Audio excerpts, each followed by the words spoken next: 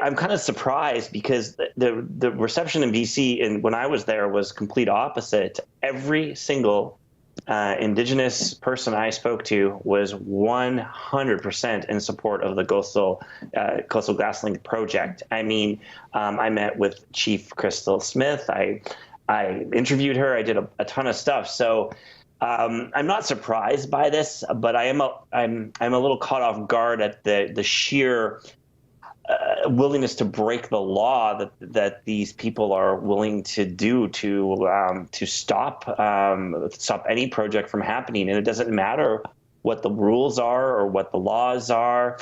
The people that are on our side, that want pipelines and support LNG going to make the world a greener place, particularly in China and India, where they're going to be changing from certain types of coal to natural gas. You think they'd be thrilled about this?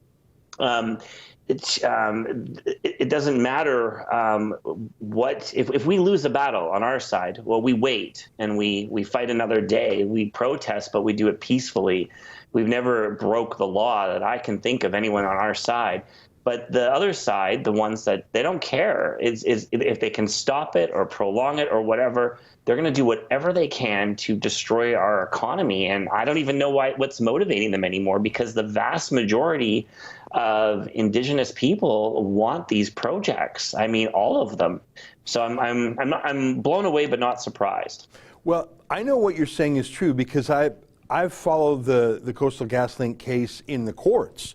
And every single band, and I refer to Indian bands, those are the legal entities by which First Nations people politically express themselves. Every one of those democratically elected bands are in favor of this pipeline project. Not most of them, all of them. So when you said 100%, you are being scientifically accurate. Some of them even had referendums amongst their band members. The Wetsuweten First Nations are completely in favor of this pipeline. The protesters, our reporter Kian Bexty discovered, there are some honorary traditional hereditary chiefs against it, but none of the democratic politicians of the community. And the group that's opposed to it, it's not actually an Indian band. It's a corporation that gets funding from tides. Like, it's not even an Indian band that's blocking the pipeline. But if you read the CBC, you would think what you said is 100% the opposite of the truth. If you read the CBC and left-wing papers, all you would think is every single Wet'suwet'en First Nation Indian is against this project. But as you said, it's the opposite. Well, I'm learning that and we've known this for a long time, we know that there's this force that they will do whatever it takes. And when it's convenient to them, they will claim that it has to do with Indigenous rights.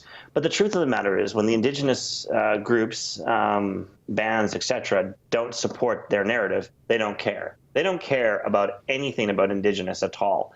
Their bigger mission is to destroy our energy industry.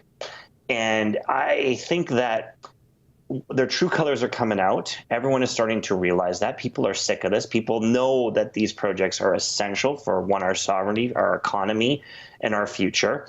And I mean, you're right, it's practically 100%, even in Fort McMurray.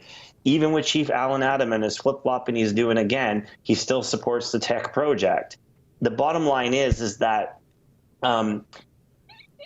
everyone, we need this project. All Indigenous groups, organizations, etc., support the project. So I guess as Canadians, we have to ask ourselves a question: how much more are we going to take? I mean, they are cutting bridges. They are stopping our elected officials from doing their jobs. They're impeding on our right to live our lives in a democratically elected society. Yeah. And they get away with so much more. And candidly, they're terrorists now. Yeah. I mean, if they're cutting bridges, and it's a form of terrorism, and it needs to be treated as such. If it's not, and we continue to pacify and give in to this, I don't know if we have Stockholm syndrome or whatever, but if we continue to do it, then we are going to destroy ourselves as a country.